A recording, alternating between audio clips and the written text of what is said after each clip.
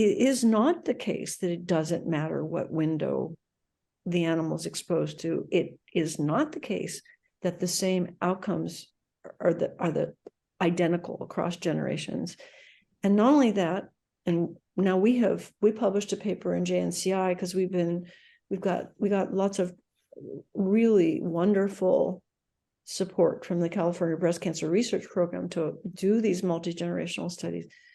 We actually also confirmed that the outcome window matters. Why? It's kind of for the same reason that we were talking about before when you talk about mixtures, where your own body's creating mixtures.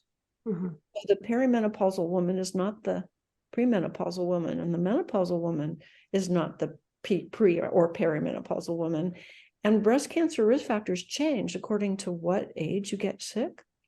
Well, it turns out that when you get exposed to DDT in pregnancy, it matters both when your first exposure was, but also when you measure the cancer. And if you combine all this stuff together, talk about mixture problems and inference problems, you get a wreck.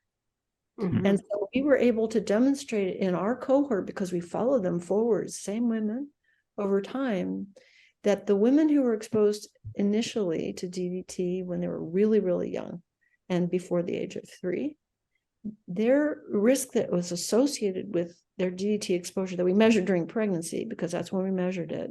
We knew how old they were when they were initially exposed because of when DDT was introduced into the environment. But their pregnancy DDTs were associated with risk before the age of 50 if they were exposed when really young.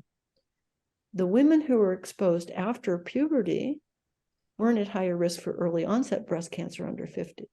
But if you wait to the perimenopausal period, and we did this deliberately limiting 50 to 54 because that's not the same as age 60. Anyone who's my age knows that. But anyway, if you wait till 50 to 54, then you see the pregnancy-associated risk with DDT for women who are first exposed after puberty. And then you also see the youngest women, after they've moved through age 50 and haven't gotten sick, they're not at risk at 50 to 54, but their risk initially is really high for the younger cancer. So you're deleting them from the susceptibility pool. So and then the middle people, the people who are exposed in childhood and up to puberty, are at risk for cancer under 50 and over 50.